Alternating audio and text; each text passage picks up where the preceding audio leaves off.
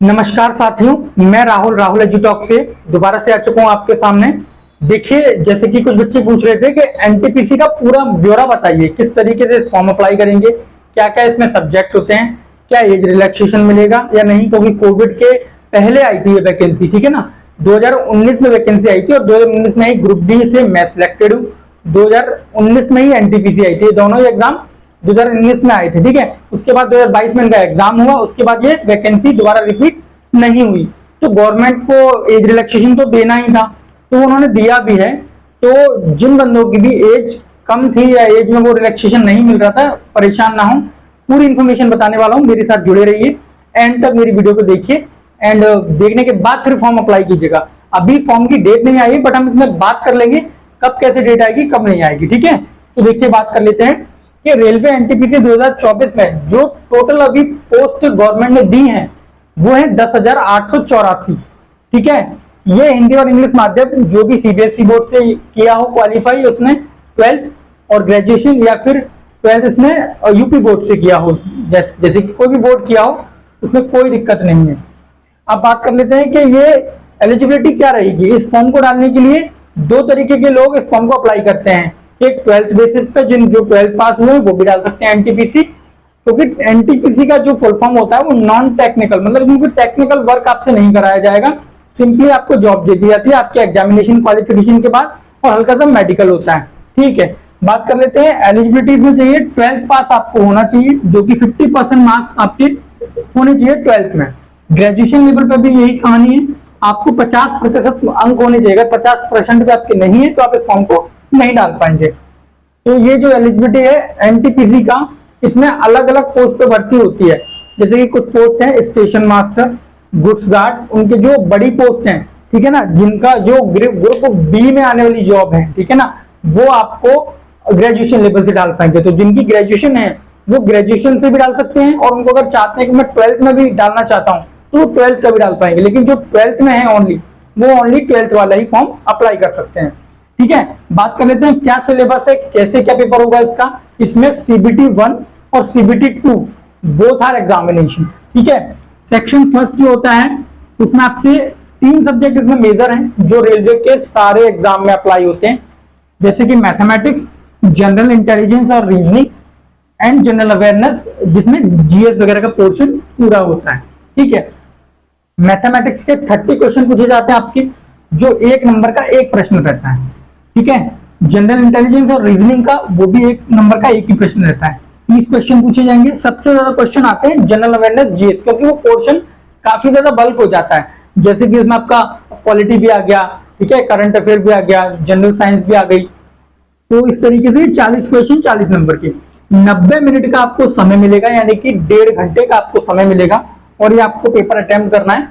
इसमें अगर आप कट ऑफ क्वालिफाई होते हैं तो फिर आपको देने का मौका मिलेगा सीबीटी 2, ठीक है। सीबीटी 2 में क्या सीन है, सीबीटी 2 में भी 90 मिनट ही आपको एग्जाम को अटेम्प्ट करने के लिए मिलेंगी। सीबीटी 2 में यही क्वेश्चन का थोड़ा सा जो समय पे वो बढ़ जाएगा, जैसे कि मैथमेटिक्स के क्वेश्चन अब हो जाएंगे 35, ठीक है, और इंटेलिजेंस रीजनिंग के हो जाएंगे 35, और यहाँ पे जनरल अवेयरनेस जीएस का पोर्शन था वो भी बढ़ जाएगा 10 नंबर का, 50 नंबर का। इस तरीके से अब जो पेपर पहला सीबीटी आपका जो उन्होंने 100 नंबर का लिया था, जिसमें 1/3 की नेगेटिव मार्किंग भी होती है, ठीक है ना, यहाँ पे मैं लिख देता हूं, 1/3 की नेगेटिव मार्किंग भी होती है, और जो 120 नंबर का है उसमें भी इतनी ही नेगेटिव मार्किंग होगी। लेकिन फर्क ये है, पहला पेपर जो है वो 100 नंबर का होगा। यहाँ पे मैंने मार्क्स लिखकर, अच्छा ये 1 नंबर का ही 1 ही मार्क्स है ना, वो गलत लिख दिया, 90 नहीं है,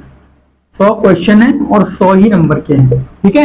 और ये 120 क्वेश्चन होंगे 120 नंबर के, 1/3 की नेगेटिव मार्किंग रहेगी।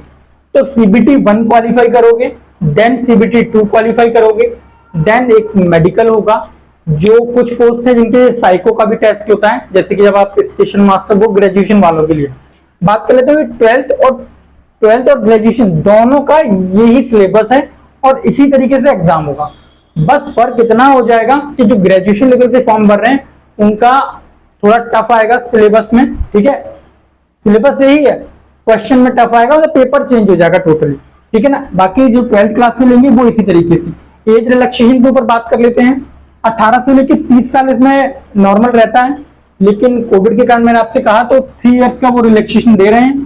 तो 18 से लेके ये 33 साल, ठीक है ना, 33 साल तक आपको ये फॉर्म आप डाल सकते हैं। यहाँ पे लिखते नहीं कोई बात नहीं, वो मैं लिख दूंगा। 18 से लेके 33 साल यहाँ पे +3 कर लीजिए और यहाँ पे +3 कर लीजिए। ये एज रिलैक्सेशन आपको सभी को मिलना है, जनरल कैटेगरी वालों से लेके, ठीक है।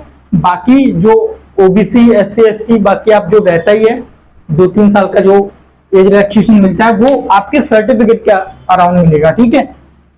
अब कहता हूं कि इसका एज, लोग पूछते हैं एज कब से काउंट की जाएगी, हम कब से समझें कि मैं इस फॉर्म को डाल पाऊंगा या नहीं। तो देखिए, अगर आपका डेट ऑफ बर्थ 2 जनवरी 1989 के पहले का है तो आप इस फॉर्म को अप्लाई नहीं कर सकते, और अगर आपका डेट ऑफ बर्थ 1/1/2000 यानी कि 1 जनवरी 2007 के बाद का है तो आप इस फॉर्म को अप्लाई नहीं कर पाएंगे, ठीक है। ये इस डेट ऑफ बर्थ के बीच में आपकी डेट ऑफ बर्थ होनी चाहिए, तब भी आप इस फॉर्म को अप्लाई कर पाएंगे, ठीक है। ये बिल्कुल क्लियर समझ लीजिए। बाकी जो age relaxation SC, ST category का वो तो वेरी करेगा, लेकिन ये इस तरीके से होगा, इसके अंडर में आपकी डेट ऑफ बर्थ आनी चाहिए तो ही आप इस फॉर्म को अप्लाई कर पाएंगे। अगर इससे पहले, इसके बाद में है तो आप इस फॉर्म को अप्लाई नहीं कर पाएंगे। फॉर्म की डेट अभी नहीं आई है, कब डाली जाएगी, लेकिन हम जहां तक इसको अजम्पशन कर पा रहे हैं तो सितंबर में, ठीक है ना, सितंबर के फर्स्ट वीक में इसका नोटिफिकेशन, ये शॉर्ट नोटिस आया था अभी, ठीक है, जो मैं लिंक में डाल दूंगा अगर आप देखना चाहते हैं तो। बाकी शॉर्ट नोटिस आता है हमेशा, किसी भी वैकेंसी का पहले शॉर्ट नोटिस आता है, उसके बाद वो पूरा ब्यौरा देते हैं कैसे कैसे आपको फॉर्म अप्लाई करना है। तो जो नोटिस आएगा अप्लाई करने का, वो जैसे आएगा वो पूरी इन्फॉर्मेशन बता दी जाएगी आपको। तो मेरी ये इन्फॉर्मेशन पूरी रेलवे NTPC के लिए है, जिन बच्चों ने भी 12th पास कर लिया है अभी तक।